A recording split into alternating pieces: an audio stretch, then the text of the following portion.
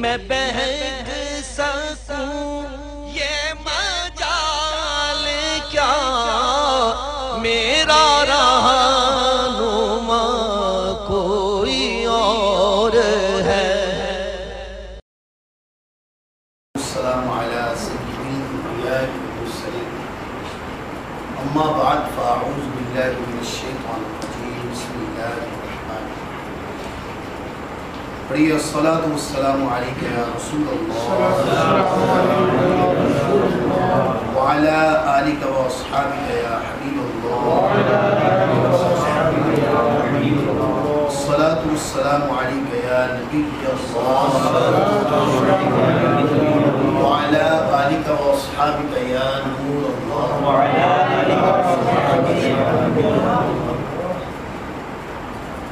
آج کا سبق صاحب کتاب عبادت لکھتے ہیں وَأَفْضَلُ الْبَشَرِ بَعْدَ نَبِيِّنَا ابو بکر صدیق، اور تمام انسانوں سے بہتر ہمارے نبی علیہ السلام کے بعد سیدنا صدیق اکبر رضی اللہ تعالیٰ عنہ ہے۔ اب اس کے اوپر جو اختلافی بحث ہے، اگر آج ہی موقع ملا تو میں کروں گا، ورنہ کل لے لوں گا اس کو۔ سیدنا صدیق اکبر رضی اللہ تعالیٰ عنہ کی افضلیت ثابت کیسے ہے؟ کیونکہ یہ مسئلہ علماء شیعہ اور اہل سنت کے مابین مختلف ہی رہتا ہے۔ وہ کہتے ہیں کہ حضرت مولا کائنات افضل ہیں، ان کی افضلیت کا منکر کون ہے؟ اور کہتے ہیں سیدنا صدیق اکبر رضی اللہ تعالیٰ عنہ کے حوالے سے ان کا نظریہ بہت سخت ہے۔ آپ قرآن مجید کی کئی آیتیں اٹھا کے دیکھیں گے جو سیدنا صدیق اکبر رضی اللہ تعالیٰ کی وجہ سے نازل ہوئی۔ اس میں پارہ نمبر 30 میں ایک آیت ہے وَسَيُجَنَّبُهَا الْأَتْقَى الَّذِي يُؤْتِي مَالَهُ يَتَزَكَّى وَمَا لِأَحَدٍ عِندَهُ مِن نِّعْمَةٍ تُجْزَى إِلَّا ابْتِغَاءَ وَجْهِ رَبِّهِ الْأَعْلَى وَلَسَوْفَ يَرْضَى۔ یہ 5-6 آیتیں سیدنا صدیق اکبر رضی اللہ تعالیٰ عنہ کی وجہ سے نازل ہوئی۔ قرآن مجید کے اندر ایک واقعہ بیان ہوا ہے، میں صرف اس ایک واقعے کو لیتا ہوں، لیکن جس کو خیر پہ اکٹھا کرنا ہوتا ہے نا تو توجہ اس کی طرف ہوتی ہے۔ سیدنا صدیق اکبر رضی اللہ تعالیٰ کی ذات ایسی تھی کہ آقا علیہ السلام اپنے نائب کے طور پر سیدنا صدیق اکبر کو صحابہ کرام میں کرنا چاہتے تھے۔ حضور علیہ السلام کا یہ ذہن تھا۔ آپ پوچھیں کیسے پتہ چلتا ہے؟ وہ اس طرح پتہ چلتا ہے کہ جب بھی کسی کا فیصلہ کرنے کے لیے جانا تو سیدنا صدیق اکبر کو ساتھ لے جانا، کسی کے اگر دعوت ہونی تو سیدنا صدیق اکبر کو ساتھ لے جانا۔ حتیٰ کہ ادوار گزرتے چلے گئے، جب ہجرت ہوئی تو ہجرت میں بھی سیدنا صدیق اکبر کو اپنے ساتھ لے کے گئے۔ وہ الگ بات ہے کہ مولا کائنات بھی جان دینے کے لیے وہاں چارپائی پہ لیٹے ہوئے ہیں، تو میں نے آپ کو کہا نا کہ یہ تو فرق ہے کہ ان کی شان نہیں، ان کی نہیں، یہ تو بات بحث ہی نہیں کرنی چاہیے اس موضوع پر۔ لیکن چونکہ سیدنا صدیق اکبر موضوع ہے تو میں ان کی طرف آتا ہوں۔ حتیٰ کہ ایک وقت ایسا آیا کہ آقا علیہ السلام شدید بیمار ہوئے، یعنی کہ پردہ آقا علیہ السلام کے دنیا سے پردہ فرما جانے کے دن قریب آئے تو اتنی زیادہ کمزوری لاحق ہوئی کہ آقا علیہ السلام مسجد نبوی میں نماز پڑھانے تشریف نہیں لائے۔ اور ان دنوں میں جب صحابہ کرام نے پوچھا کہ نماز کون پڑھائے تو سارے صحابہ کرام موجود تھے نا، تو آقا علیہ السلام نے اشارہ کر کے فرمایا۔ سیدنا صدیق اکبر رضی اللہ تعالیٰ نے نماز پڑھائی، وہ 3 دن تک نمازیں پڑھاتے رہے، حتیٰ کہ وہ صحیح مسلم، بخاری، سیاستہ کی روایتیں اٹھا کے پڑھیں۔ ایک دن ایسا ہوا کہ آقا علیہ السلام کی طبیعت مبارکہ نے کچھ افاقہ محسوس کیا، تو دل نے چاہا میں جا کے اپنے غلاموں کو دیکھوں کہ وہ کیسے میرے صدیق کے پیچھے مجتمع ہو کے نماز پڑھتے ہیں۔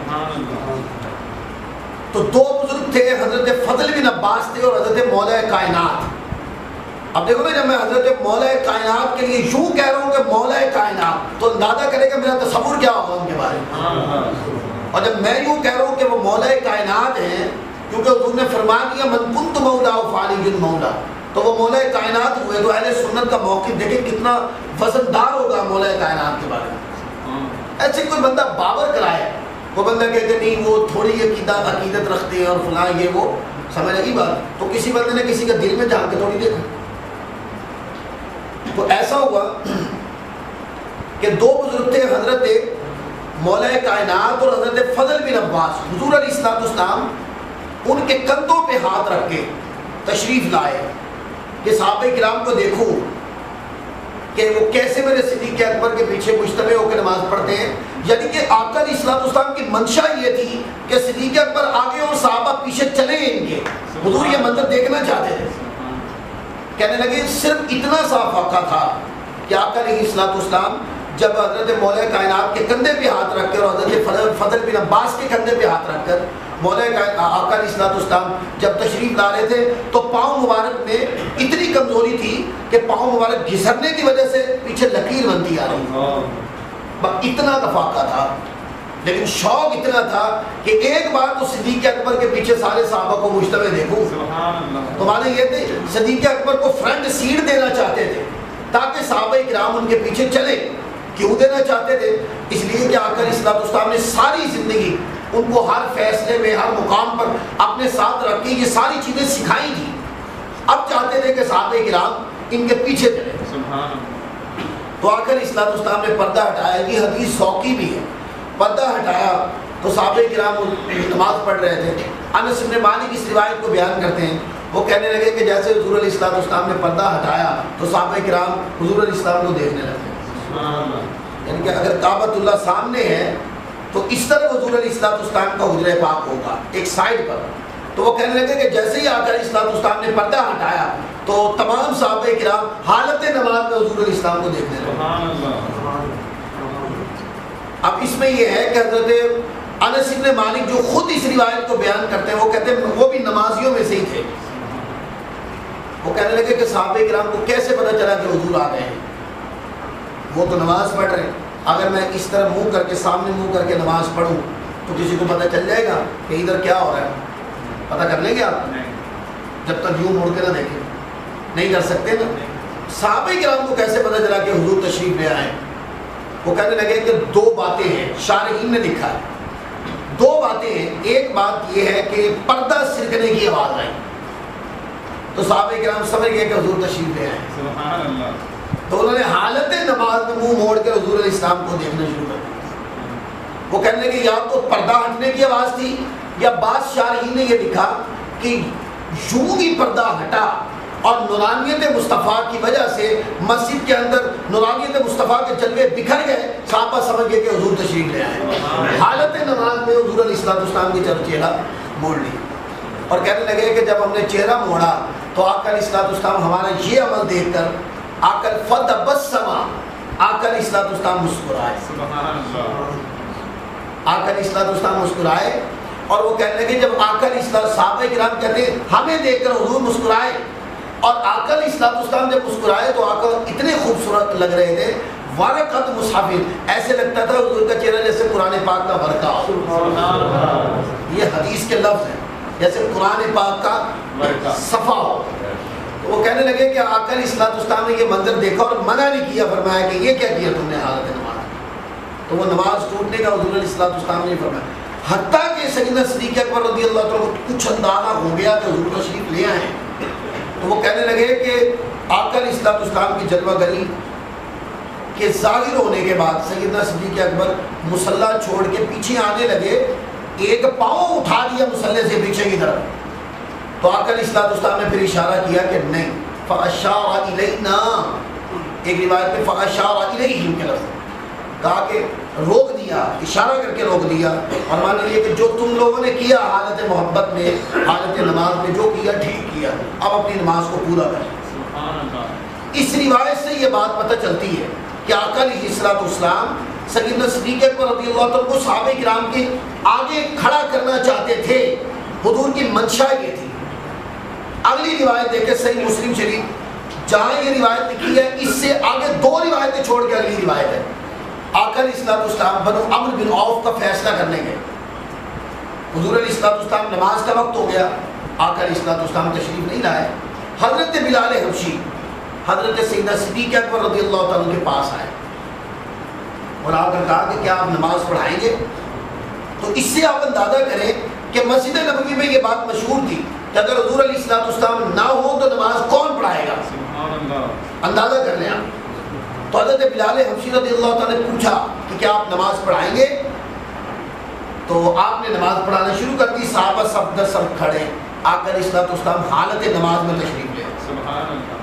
اب دیکھیں جب جماعت ہو رہی ہے تو حالت نماز میں کوئی منسٹر آ جائے, چاہے وزیر اعظم آ جائے, کتنا بڑا دنیاوی عہدے کا بندہ آ جائے, سمجھ آئے گی, پیچھے کھڑا ہوگا نا جہاں جگہ ملے, آگے تو نہیں آ سکتا. آقا علیہ الصلوۃ والسلام حالت نماز میں صحابہ کرام کی صفوں کو چیرتے ہوئے گزرتے آ.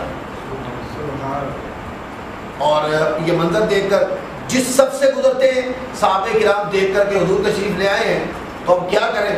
وہ اب تک کوئی حکم تو آیا نہیں تھا کہ ایسا مسئلہ ہی نہیں ہوا تھا, پہلی بار ہوا تھا.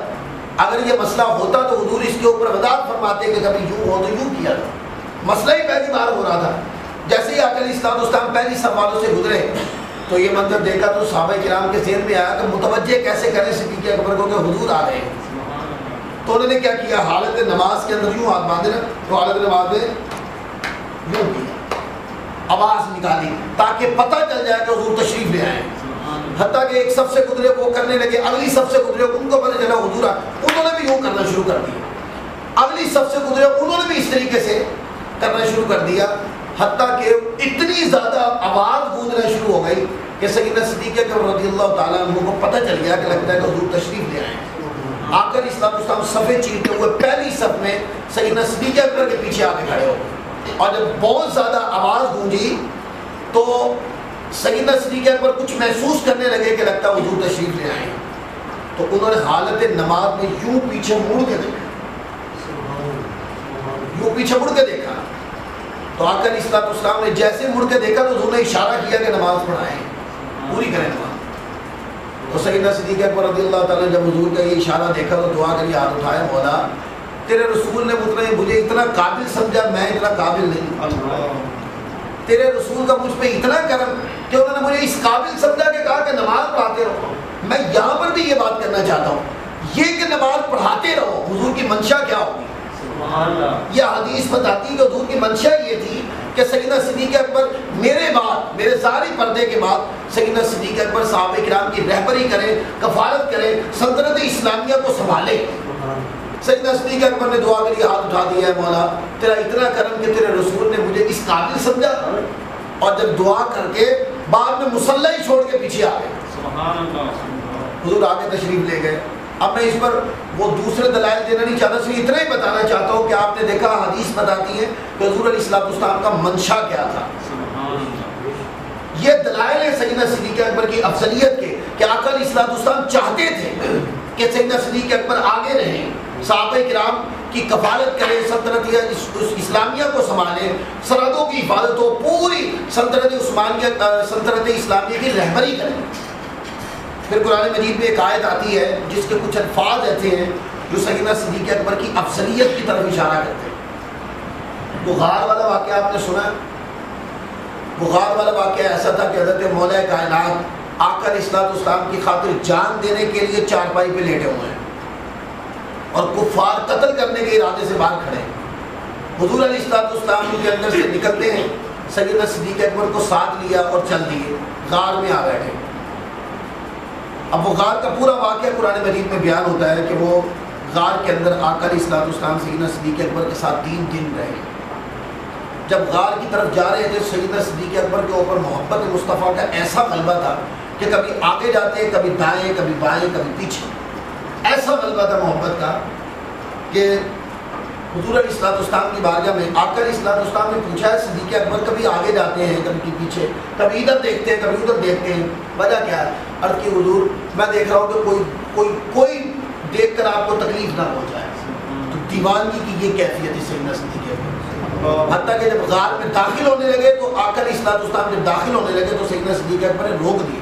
عرض کیا آقا کوئی موذی جانور ہو وہ آپ کو تکلیف پہنچائے, پہلے میں جاتا ہوں. ہمیں لگی اب پرانی غار ہو, کچھ بھی ہو سکتا اس میں, لیکن پرواہ نہیں کی.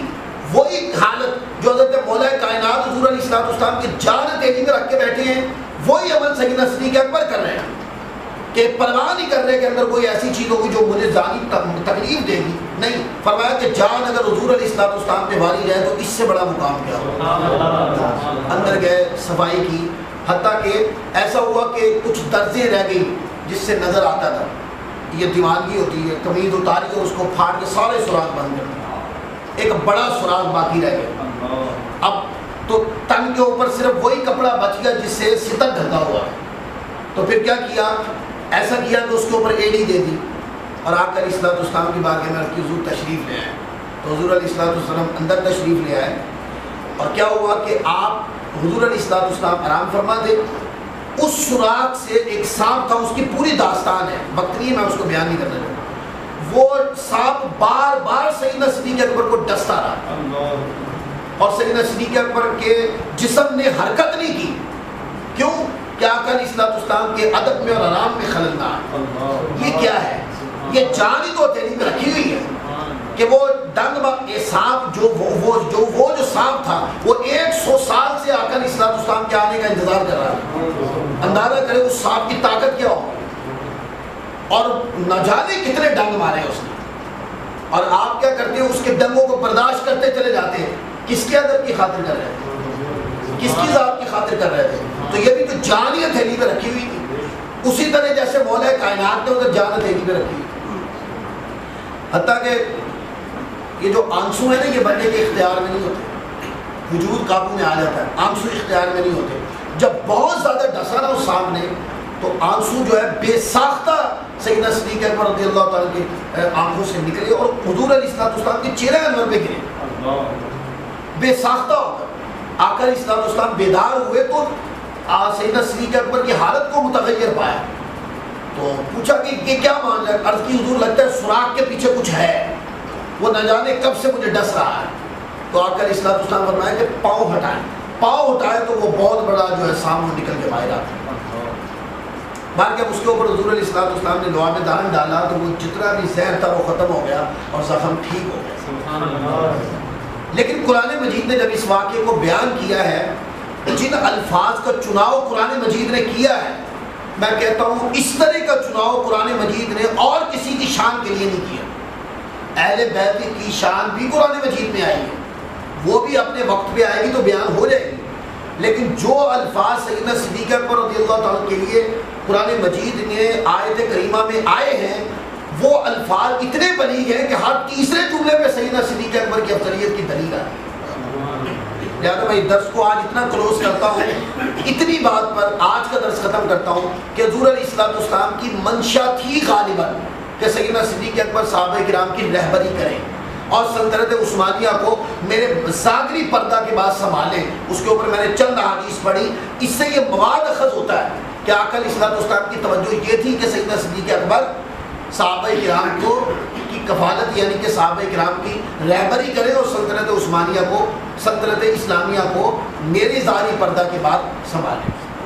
اب افضلیت سیدنا صدیق اکبر پہ دلائل کل میں قرآن مجید کی آیت سے دوں گا اور آپ کو آیت جوڑ کے بتاؤں گا کہ دیکھو لفظ کس طرح آ رہے ہیں اور اس طرح لفظ کسی اور کی شان میں قرآن مجید میں استعمال نہیں ہوا۔ ٹھیک ہے جی، اللہ ہم سب کو عمل کی توفیق عطا فرمائے۔ اور بعد میں چونکہ میں نے اگلی شانوں میں بھی آنا ہے، ایسا نہیں ہے کہ سیدنا صدیق اکبر کی شان بیان کر کے چھوڑ دوں گا، میں نے آگے فاروق اعظم کی شان پر بھی آنا ہے، حضرت عثمان غنی کی شان پر بھی آنا ہے، علی شیر خدا کی شان پر بھی آنا ہے، آگے میں نے اہل بیت اطہار کی شان پر بھی آنا ہے، کیونکہ میں سنی ہوں۔ ایسا تھوڑی ہے کہ میں اہل بیت کی شان بیان کر کے صحابہ کرام کو چھوڑ دوں گا، یا میں صحابہ کرام کی شان بیان کر کے اہل بیت کو چھوڑ دوں گا۔ نہیں، سنی تو بنتا ہی تب ہے کہ جب دو محبتیں، صحابہ کی محبت اور اہل بیت اطہار کی محبت جب کسی ایک دل میں جب تک بند نہ ہو کوئی بندہ سنی نہیں ہوتا۔ تو میں نے آگے بھی آنا ہے، خلفائے راشدین کی شان پہ آنا ہے، اہل بیت اطہار کی شان پہ آنا ہے، میں نے پنجتر پاک کی شان پہ آنا، وہ ایک ایک ہستی الگ آپ نے دیکھا میں ترتیب سے چلتا چلا جا رہا ہوں، تو انشاءاللہ ترتیب سے آپ دیکھیے گا مولا کائنات کی شان بھی آئے گی، بلکہ وہ دن کل ہے 21 رمضان المبارک، کل ہے پرسوں 21 رمضان المبارک ہے انشاءاللہ۔ تو 21 رمضان المبارک کا جو درس ہوگا وہ تو ہے ہی سارا شان علی کے اوپر۔ اللہ ہم سب کو عمل کی توفیق عطا فرمائے۔